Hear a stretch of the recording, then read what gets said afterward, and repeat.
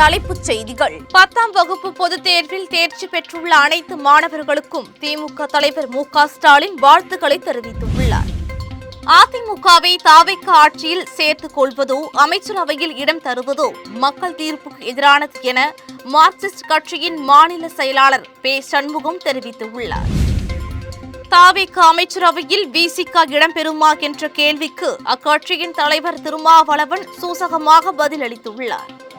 அப்போதே சொன்னேன், அமைச்சரவையில் இடம்பெற வேண்டும் என்கிற கருத்தும் உயர்நிலை குழுவில் முன்வைக்கப்பட்டது. தேசிய தலைநகர் டெல்லியில் மே 25ஆம் தேதி வரை வெப்ப அலை நிலவக்கூடும் என இந்திய வானிலை ஆய்வு மையம் மஞ்சள் எச்சரிக்கை விடுத்துள்ளது. பிரதமர் மோடி இத்தாலிய பிரதமர் ஜார்ஜியா மெலோனி இன்று பேச்சுவார்த்தை. ஹைதராபாத் முழுவதும் உள்ள ஆக்கிரமிப்புகளை விரைவாக அகற்றுமாறு தெலுங்கானா உயர்நீதிமன்றம் உத்தரவு. விரிவான செய்திகள். தமிழ்நாட்டில் 9 லட்சம் பேர் தேர்வு எழுதிய 10ஆம் வகுப்பு பொதுத் தேர்வு முடிவுகள் வெளியிடப்பட்டது. 9 லட்சம் பேர் எழுதிய 10ஆம் வகுப்பு பொதுத் தேர்வில் 8,21,105 பேர் தேர்ச்சி பெற்றுள்ளனர்.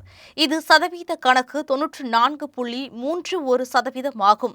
இந்நிலையில் மு.க. ஸ்டாலின் எக்ஸ் தளத்தில் பதிவிட்டுள்ளதாவது: 10ஆம் வகுப்பு பொதுத் தேர்வில் தேர்ச்சி பெற்றுள்ள அனைத்து மாணவர்களுக்கும் வாழ்த்துக்கள். உங்கள் கெரியரை உருவாக்கிக் கொள்ள தேவையான அடித்தளத்தை சரியா அமைச்சுக்க வேண்டிய தருணம் இது.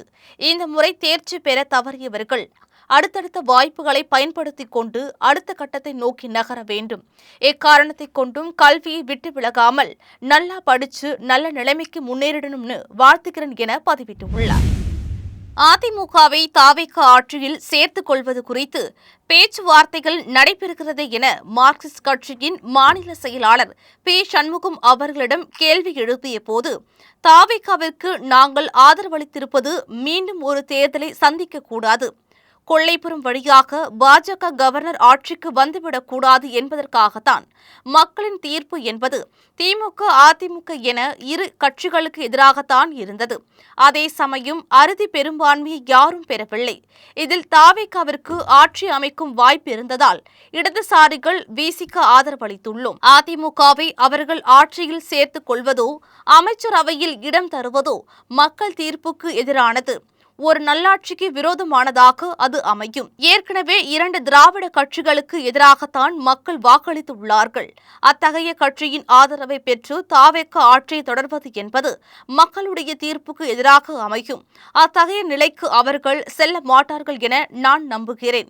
இவற்றை மீறி அதிமுகவின் ஆதரவை தாவேக பெறுவார்கள் என்றால் நிச்சயமாக எங்களுடைய முடிவை மறுபரிசீலனை செய்ய நேரிடும் என தெரிவித்துள்ளார்.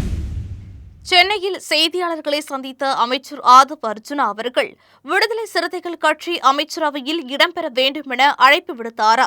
இதுகுறித்து செய்தியாளர்கள் எழுப்பிய கேள்விக்கு பதிலளித்த விடுதலை சிறுத்தைகள் கட்சி தலைவர் திருமாவளவன், பதவியேற்புக்கு பிறகு வேளச்சேரிக்கு வந்த விஜய் தனது விருப்பத்தை வெளிப்படுத்தினார். அதை இப்பொழுது மீண்டும் வெளிப்படையாக ஆதவ் வழிமொழிந்து இருக்கிறார். ஆதவிற்கு நன்றி சொல்ல கடமைப்பட்டு இருக்கிறேன் என்றார். மேலும் தாவேக கூட்டணியில் இணைந்து நாங்கள் தேர்தலை சந்திக்கவில்லை. இன்னொரு கூட்டணி திமுக கூட்டணியில் இடம்பெற்று இருந்தோம். தாவேக ஆட்சி அமைப்பதற்கு 2 இடங்கள் மட்டுமே தேவைப்பட்டதால் எங்களது ஆதரவை நல்கினோம். தற்போது வெளிப்படையாக தாவேக, முஸ்லிம் லீக், விசிக இடம்பெற வேண்டும் என்று விருப்பத்தை வெளிப்படுத்தி இருக்கிறது. இதுகுறித்து கட்சியின் முன்னணி பொறுப்பாளர்களுடன் கலந்து பேசி முடிவை அறிவிப்போம் எனவும் திருமாவளவன் கூறினார். மேலும் தாவேக அமைச்சரவையில் அதிமுக தரப்பிற்கு இடமில்லை எனவும் கூறப்பட்டுள்ளதாகவும் திருமாவளவன் தெரிவித்தார். தேசிய தலைநகர் டெல்லியில் மே 25ஆம் தேதி வரை வெப்ப அலை நிலவக்கூடும் என இந்திய வானிலை ஆய்வு மையம் மஞ்சள் எச்சரிக்கை விடுத்துள்ளது. புதுடெல்லியின் சில பகுதிகளில் பகல் நேரத்தில் கடும் வெப்பம் நிலவக்கூடும் என்றும் இன்று அதிகபட்ச வெப்பநிலை 44 முதல் 46 டிகிரி செல்சியஸ் வரை இருக்கும் என எதிர்பார்க்கப்படுகிறது.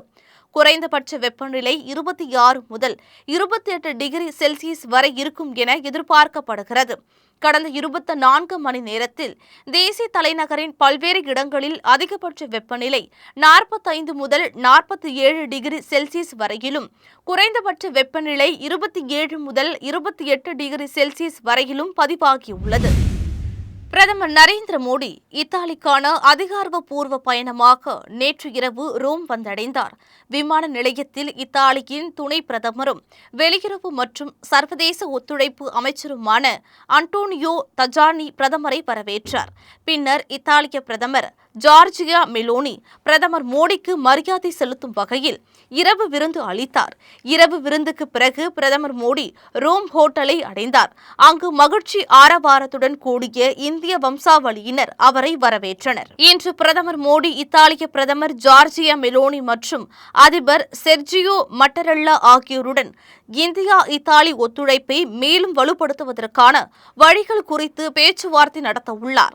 இந்த பயணம் குறிப்பாக இந்தியா மத்திய கிழக்கு ஐரோப்பா பொருளாதார வழித்தடத்தின் பின்னணியில் இருதரப்பு உறவுகளை மேம்படுத்துவதில் கவனம் செலுத்தும்.